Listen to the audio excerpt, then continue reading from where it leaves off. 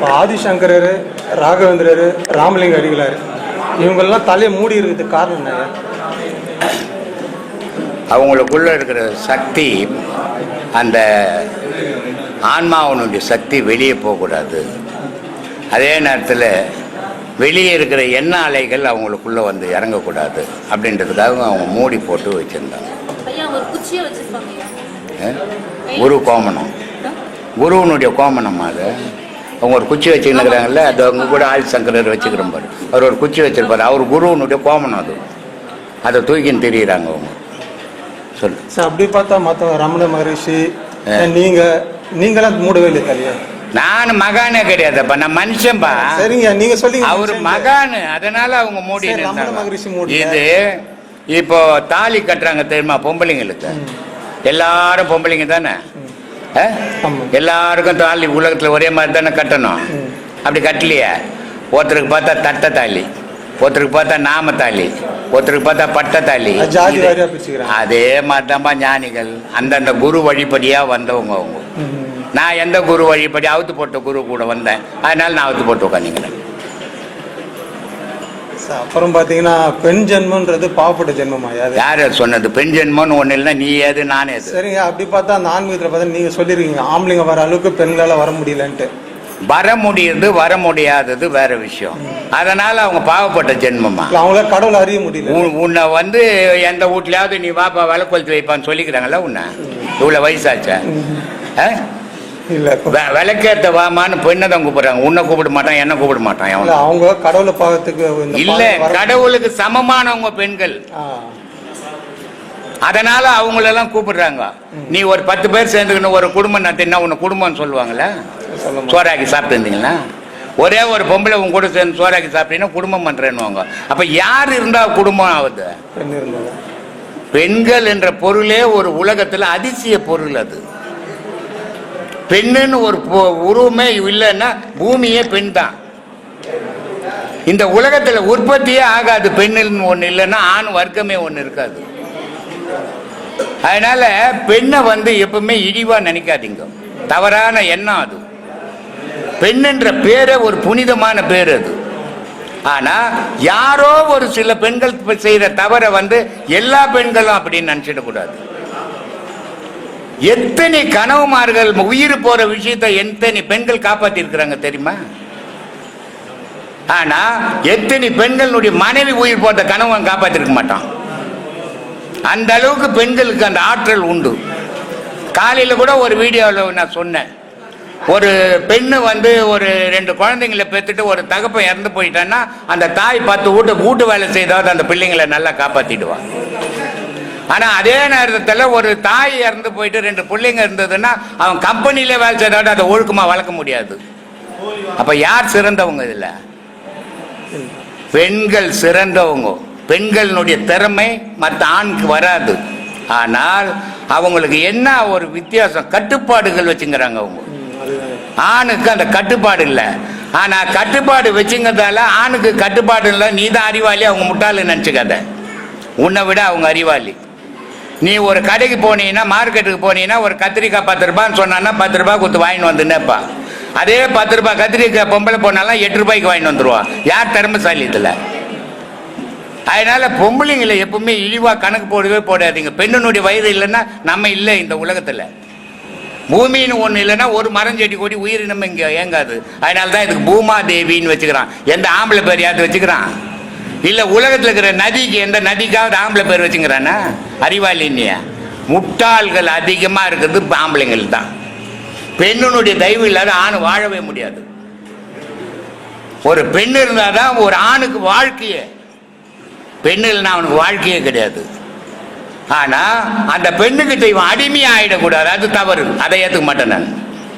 இல்ல, இப்ப நான் கேட்டது வந்து அவங்க வர முடியலன்ற ஆதங்கத்துல. வர முடியலன்றது வேற, அவங்க இழிப்பு இரவின்றது வேற. நீ சொல்றது அவங்க வர முடியலையே ஏன்னு கேட்டிருந்தீங்கன்னா பரவாயில்ல. அப்படியா கேட்டேன்?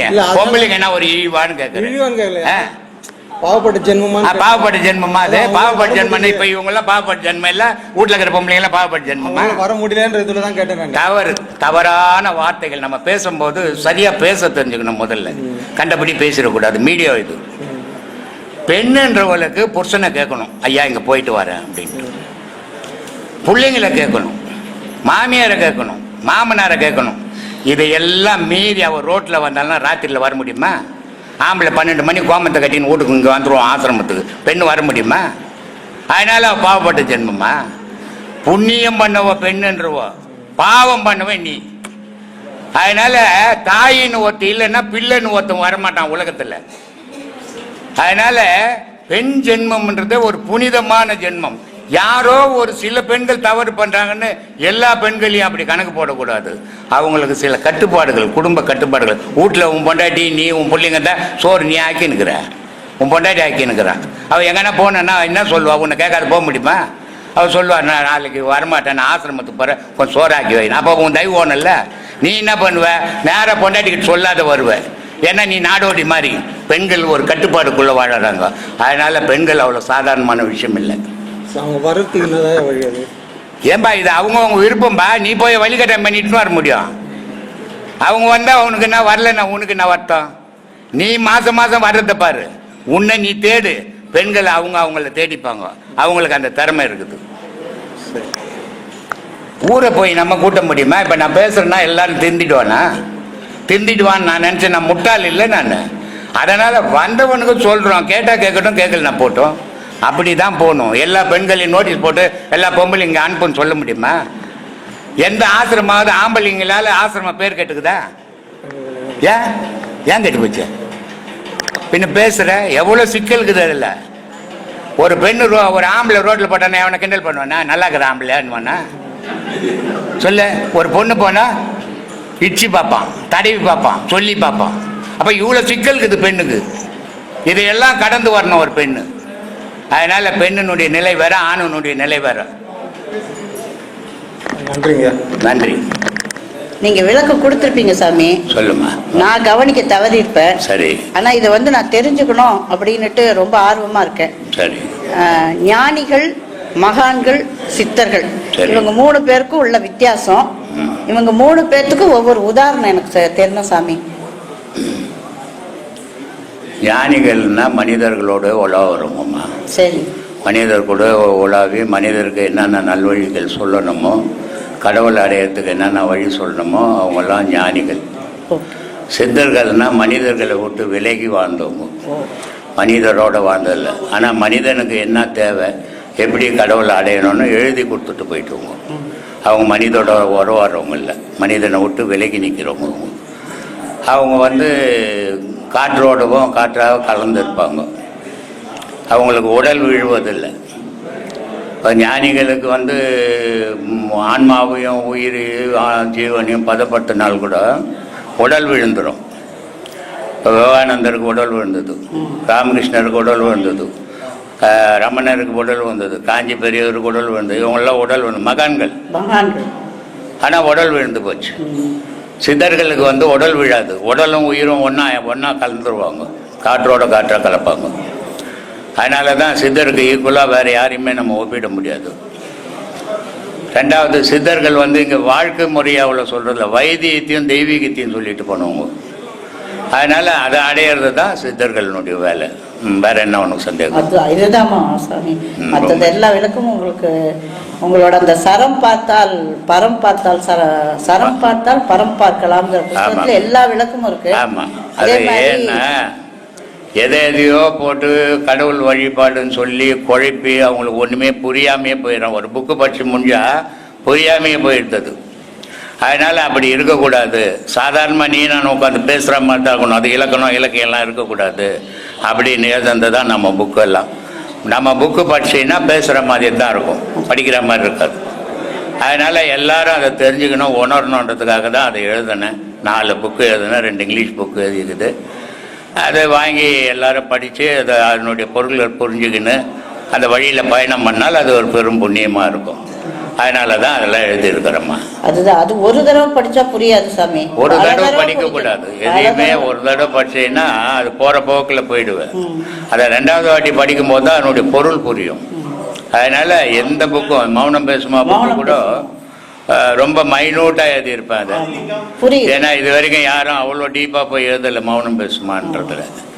அதில் ரொம்ப டீப்பாகவே எழுதியிருப்பேன். மௌனம் பேசும், அது எப்போ பேசும், எப்படி பேசும், யாருக்கு பேசும் அப்படின்றதெல்லாம் எழுதியிருப்பேன் அதில். அதனால் அந்த மாதிரி போகணும். அதில் போனீங்கன்னா தான் ஒரு முறை 2 முறை 3 முறை படிக்கும்போது தான் உங்களுக்கு எல்லாமே விளங்க ஆரம்பிச்சிடும். அது மாதிரி இருக்கும். நன்றி சாமி. நன்றிம்மா.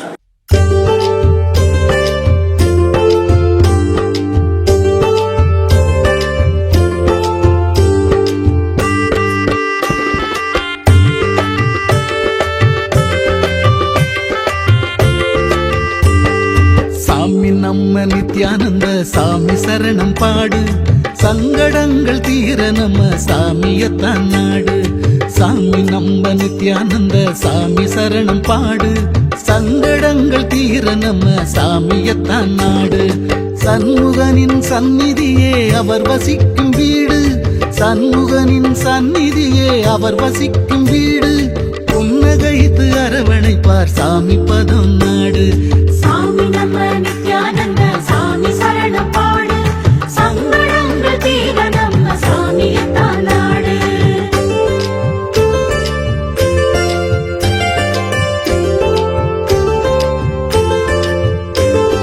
புனித ஸ்தலம் 1000 பூமியிலே உண்டு, போலி வாக்கு வந்து விட்டா எல்லா பலனும் உண்டு. புனித ஸ்தலம் 1000 பூமியிலே உண்டு, போலி வாக்கு வந்து விட்டா எல்லா பலனும் உண்டு.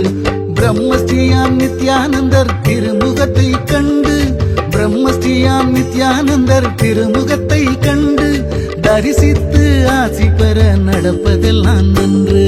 சாமி நம்ம நித்யானந்த சாமி சரணம் பாடு, சங்கடங்கள் தீர நம்ம சாமியத்தான் நாடு.